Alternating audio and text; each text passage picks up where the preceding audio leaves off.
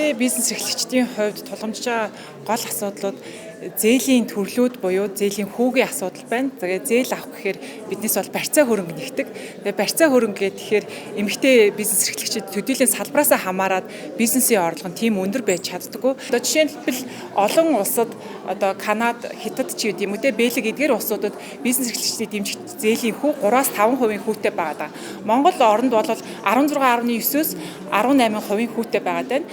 Зээлийнхаа хүүг багасгаач, зээлийнхаа төрлүүдийг багасгаач гэж хэлмээр байгаа. Одоо олон улсын жишээг харах юм бол зөвхөн одоо бизнес эрхлэгчийн эмэгтэйчүүдийн зээл биш те. Одоо хөрөнгө оруулагчдыг бизнес эрхлэгчтэй нь ингээд хувьчилж уулзуулдаг ийм зээлийн төрлүүд байна. Гэх мэтлэнгийн судалгаа хийгээд одоо тохиромжтой олон төрлөөр бизнес эрхлэгчийн эмэгтэйчүүдийг дэмжсэн төрлүүдийн зээлүүдийг нэмээч.